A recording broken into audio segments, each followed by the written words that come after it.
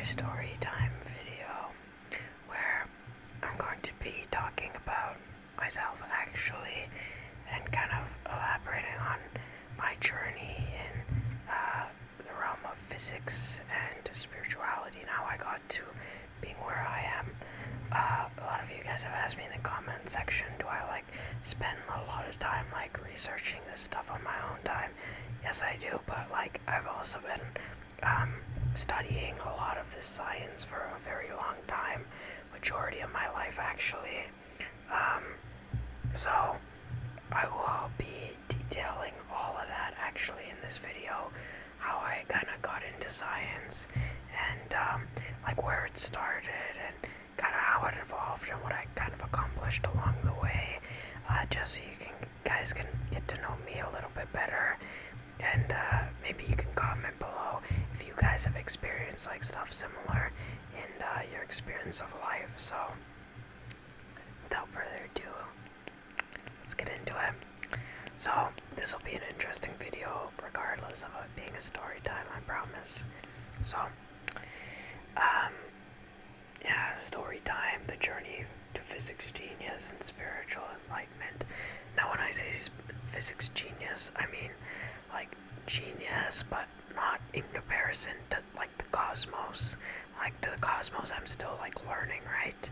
But compared to people who are not interested in science or do not demonstrate a yearning to know about the physical world, yeah, genius. And I say that unregrettably so, because there's no shame in bragging about something you are knowledgeable about if other people are not and have no desire to be, right? So don't belittle your own achievements to make other people feel better. So let's start at all the way back at grade 7 when I was about 11 years old. That was my first time really exploring physics and science and getting interested in it for the first time. So some of the people who were in my class were impassingly talking about some concepts around in physics, talking about stuff like Einstein, E equals mc squared, concepts of for example, inverse square force fields, which is when a gravitational body like the moon moves in a certain a principle where I'm not going to explain what the inverse square law is, but essentially they were talking about concepts like that. So it really intrigued me that was more interesting than anything we were learning in class at the time. So that was really what I was going to school and learning about at that time period, because grade 7 was not something for actually learning anything of what they're teaching in the classroom so much, just basic blah blah blah. So I don't know if you can see there, I'll spin around, but it says theoretical physics, theoretical physics, theoretical physics, and I just have the grades labeled there. So theoretical physics was beside grade 7. So I really started to get interested in physics at this time, and around the same time I started digging into complex things in physics or phenomenon such as black holes, time travel, wormholes, temporal paradoxes. What else? I started looking into gravity, light, Einstein's relativity equals mc squared, and that was really where it started off for me. And I just kind of went down the rabbit hole with all that stuff and decided that this is what I was going to focus my free time doing, for the most part. And I was still into sports and stuff at the time too, track and field at the time, or rather track. I was into running a lot at the time, and that was the majority of where my time went, just to either sports and athletics or towards physics. And it's funny because at this point in time, I'm still very much so that I'm less towards track and field now as I am towards like weightlifting and martial arts. So, the partners have changed in the song, but the tune remains the same. So, in grade 8, when I was about 12 years old, that's when I was at graduation from elementary school, I actually won the science award up there because I was so interested in physics and because I always brought that interest into the classroom, always wanting to explore theoretical phenomena. And even though we weren't studying that always in science class, most of the time in science class we were studying more basic principles like force equals mass times acceleration. Well, we hadn't really learned that, but we were learning about work, which is force times distance equals work. So, obviously to calculate force, you need force equals mass times acceleration, which we didn't learn about as much, but we learned about work. So it was a similar concept, but I was studying all of those fundamental principles in physics at the time, like Newton's laws, Newton's 3 main laws, the gravitational law, force equals mass times acceleration law, and every action has an equal opposite reaction law. So I was studying all of that at that time. So I always brought that into the classroom. We'd also study stuff like viscosity and stuff like that, as well as structures, how triangular shapes in structures makes them more stable than things built on squares, for example, right, or rectangles, or stuff like that. So we were designing bridges in science class and seeing who could come up with the most sturdy bridge, and whose bridge could end up holding the most in terms of weight. And we actually did pretty good in that in the classroom, our group. I digress, but interesting to note that more interesting stuff typically happens when you're in science class in elementary school that happens in college or university. I gotta tell you, high school, college, and university is so boring compared to stuff you do in elementary school in terms of hands-on applicable physics or science. So sometimes you look back and you reminisce a little bit on that, on the nostalgia of being able to do stuff that is a bit more material and hands-on. Anyway, I won the science award at graduation, and that really reaffirmed my my conceptualization around what I was doing in science was actually something of value, because a lot of times in my life I had not experienced a lot of support unless it came to something academically which was tangible in grade format, not so much in personal format. So I didn't get so much, there was very little cheerleading that had gone on in my life, even up until this point in my life. Very little cheerleading kind of goes on in my life. So a lot of the times it's just me motivating and disciplining myself to do what I need to do. But from a very young age, I was not really inspired or should I say, I wasn't inspired or motivated by anybody in my physical presence to actually pursue these things, because unless I was doing something which directly translated into my grade, people in relatives or family did not care, as well as most of the time other people my age, my friends, were not interested in physics. They were interested in young people stuff, video games, whatever. So me and maybe one or two friends at the time who I was not even super close with at that time period were also interested in similar subject areas, but it was really just me reading up on this stuff by myself. So when I was in grade 8 and grade 9, I would be reading Michio Kaku's book Parallel Worlds, which deals with the multiverse theory, string theory, M theory, so all of that stuff.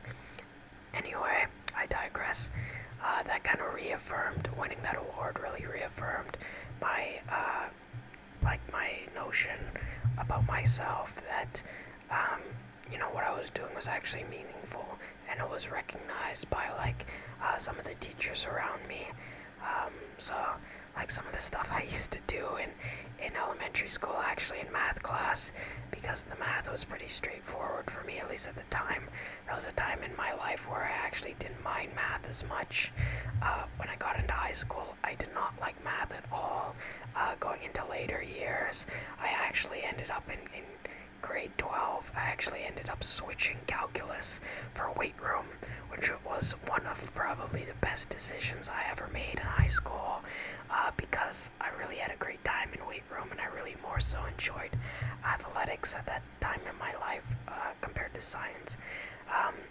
But in essence, though, I would, in grade 8 math class, I would create algebra problems with solving for variables of x and y, and I would give them to my teacher to solve, and I don't know, it was really fun. And I don't know, he would go through it and solve the equations, so it was really fun. So I thought actually at that point in time that I was gonna win the award for math, but it ended up being for science, which was a blessing in disguise at the time that I did that, because I didn't realize it yet, but science was really more so where I had a lot of my focus, and where I was really interested in a lot of the theoretics of that. So going into grade 9 in high school, after graduating from elementary school, I started doing more so experiments and stuff. If any of you are interested in physics and you know what a magnetron is, it's kind of similar to a cathode ray that you can build on your own, or a cathode ray tube.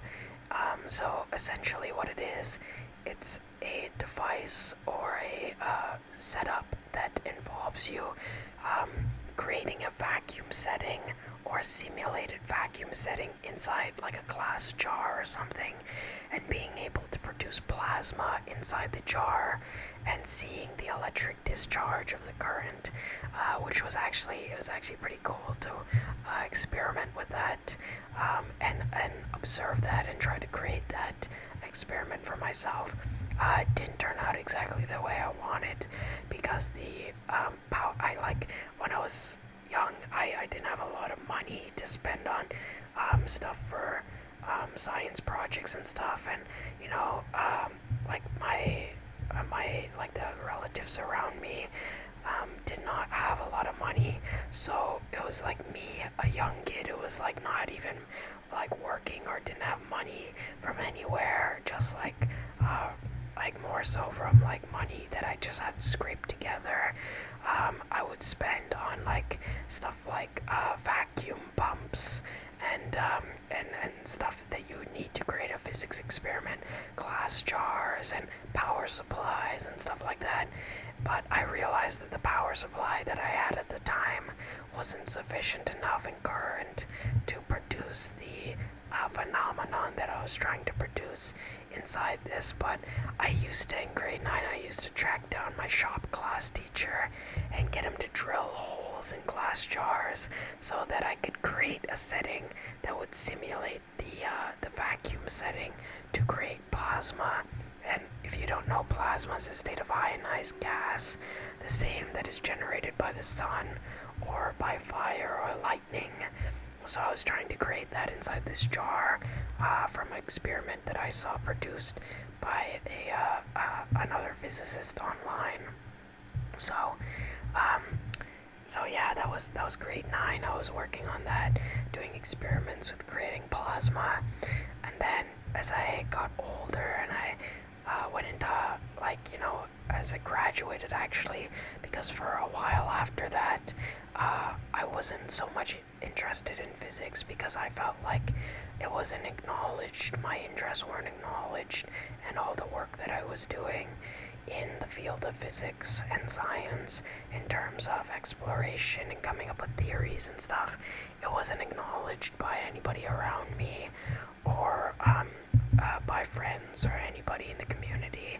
So I kind of distanced myself from it for a little while because it wasn't reinforced by any teachers at the time, really. When I was in physics class, most I was doing, I was really not interested in it at that time anymore, because we were learning a lot of stuff that was more so related to math, which in high school I was not having at all. I did not want anything to do with math, so I was not excelling the best I probably could in physics. But what I would do a lot of the times, because I would not bother studying for the test when I was in high school physics, but I would still get full marks on written answers because, excuse me, like, for example, the question would be like, how do noise canceling headphones work? And I would just analyze the physics of it in my mind, because the knowledge was still there in the back of my mind, right? Well, I just wasn't utilizing it to its fullest potential. So I just knew that basically it operates on inverse wave technology, and that there's sound cancellation by the wave that is being emitted, canceling out the incoming waves, creating an inverse wave to essentially cancel out all the sound waves that are incoming. And I'd get full marks on the test, of course, but I wouldn't bother studying a lot of the times. I was more interested in talking to my girlfriend at the time, and I'll tell you another story about that and magic later on in another video. Let me know if you want to see a video actually that involves me doing magic, and actually how that came to facilitating my first relationship with this girl, who was actually the picture image of what I was looking for at the time in my life. So let me know if you want a video on that in the description below. I think you guys will find it quite interesting. Anyway, I digress. Going back to high school physics, so I was not really that engaged with it at the time, so I did not really get back into physics until after I graduated high school. It was around the time of COVID, actually, where I was actually really, when I was in grade 12, actually, I got into boxing, and I started to learn martial arts and how to fight and defend myself and stuff like that. And that actually led me to viewing certain people in the boxing field, like old-timey, like golden age, silver age fighters, who sometimes used to use things like hypnosis and hypnotherapy to strengthen their connection to their resolve and their style of fighting when they were in the ring. So I started using a lot of that to help myself in my own training, and I started to learn that there was a mind-body almost connection that was going on, that just concentrating on what you wanted to happen as a result would increase your efficiency and increase your training regiment to that thing. So then after I started to move less so from martial arts and move more towards understanding this phenomenon of what was going on with the psychology of the human body and the mind-body connection that was transpiring here, I started to look more into the field of, I don't know if you could see up there, but psychology and epigenetics, and I started to eventually look more into the science of consciousness and the science of, what is happening in the brain that causes things like this to become manifest in the world. So I really started to go really in depth to this and figure out everything I can about the science of what was happening. So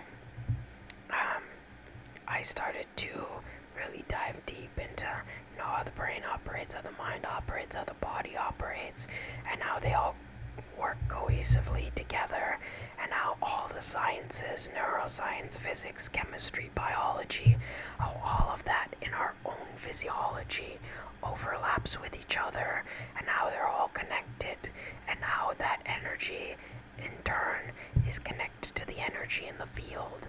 So I started learning this when I was probably like, I don't know, let's look at the timeline here. I was probably about 19 at the time. So about 18, 19, I started to learn this stuff.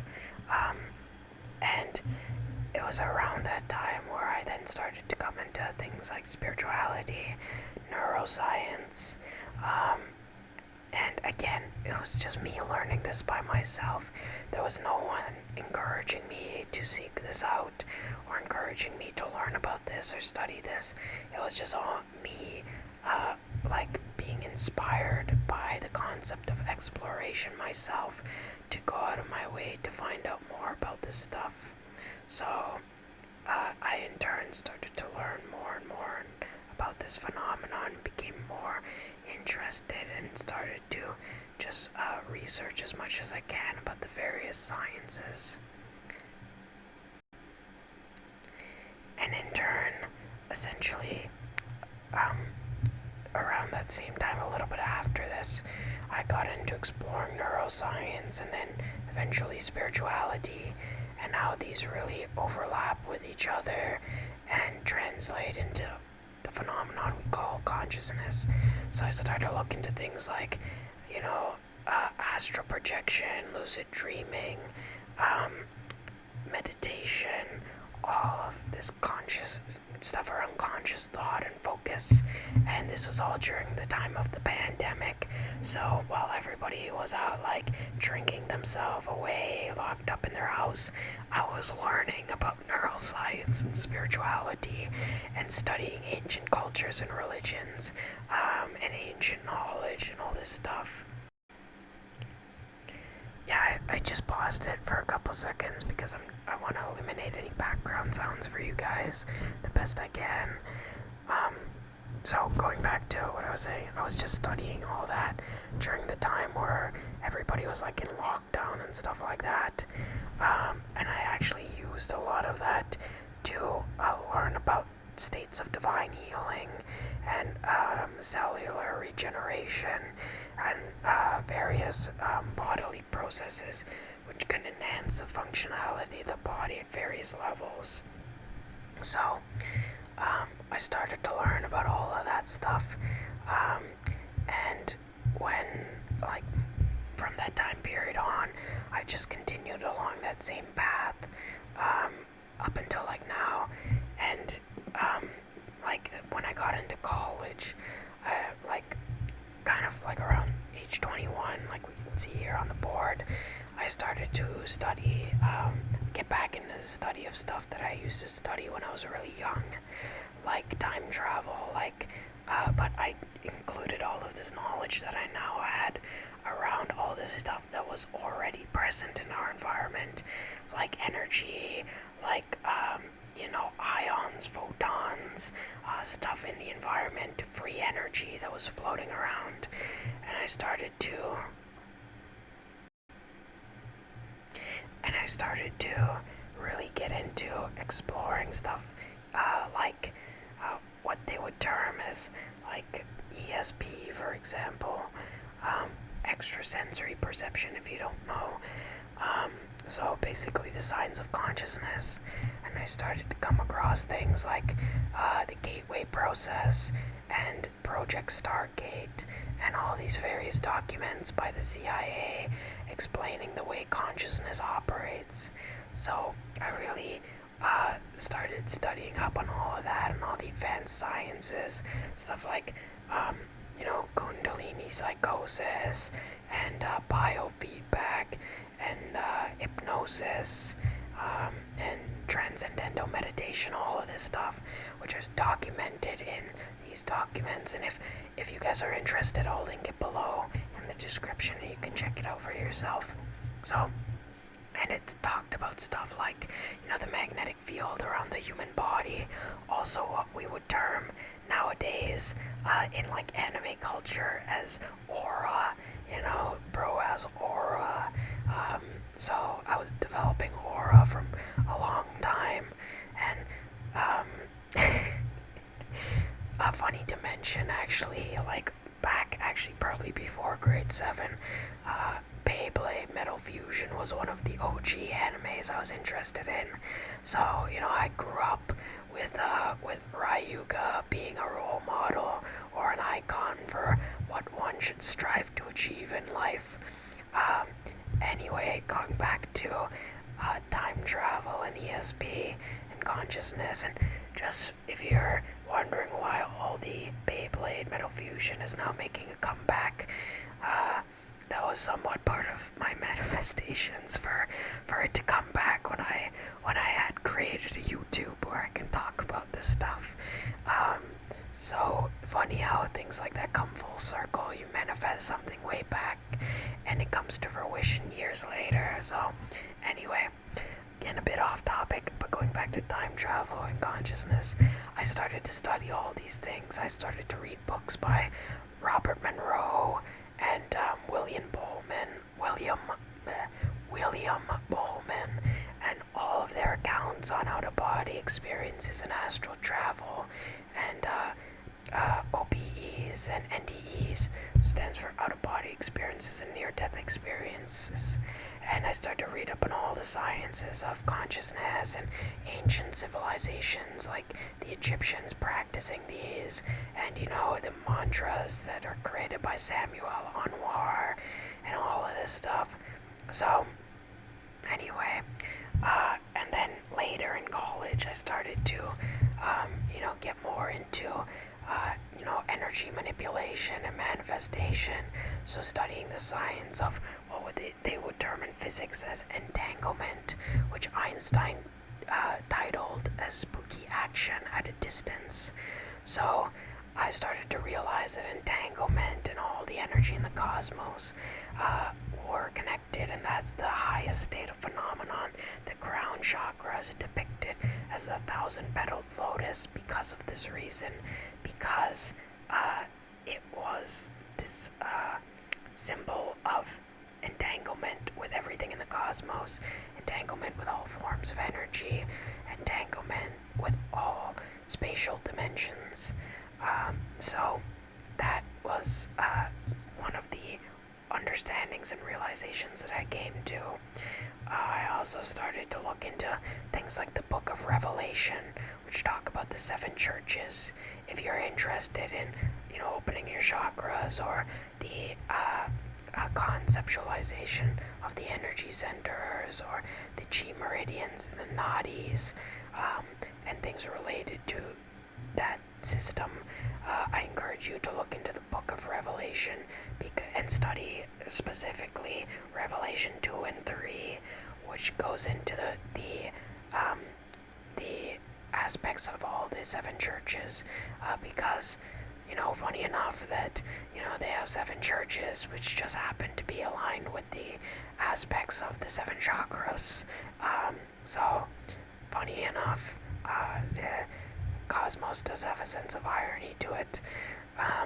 So I start to study energy manipulation, manifestation, celestial bodies,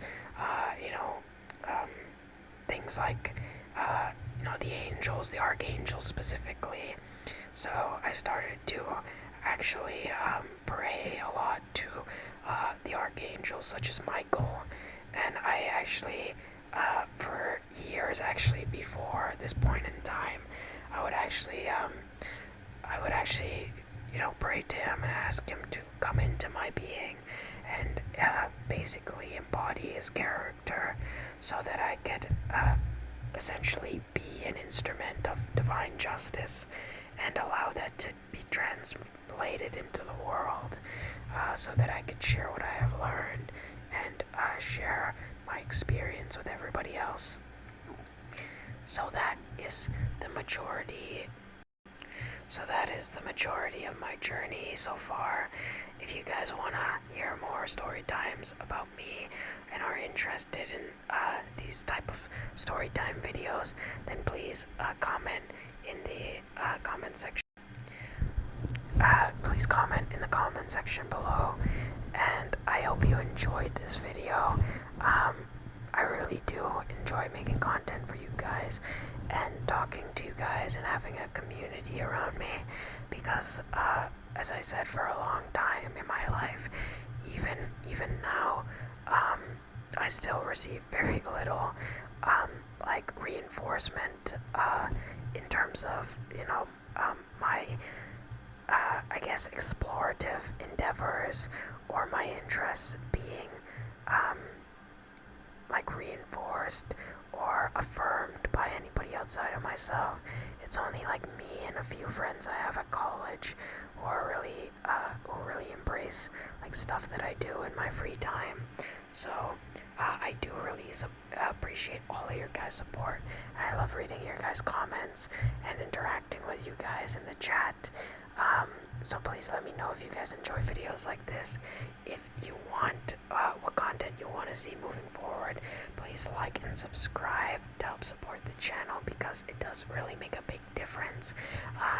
Even if not to the algorithm, it does to me, to know that you guys are here on this journey with me and supporting me, and want to be a part of my life. So I really appreciate all of you guys have done to support this channel so far, and I encourage you guys to share this with friends and family, and share this on social media. Follow me on Instagram at @top_sorcerer. I will link all my social media in the description below, including my other podcast, Moonstruck. And once again, I encourage you guys to like and subscribe to the Sword of Mercury to help support me, help support the Prince of Mercury, so I can continue to bring you guys more engaging content. And let me know if you guys would like to see more story time videos about me in the future, or what videos you guys would like to see. So once again, like and subscribe, and stay tuned for more videos coming very soon. And I will see you guys in the next video. Bye bye.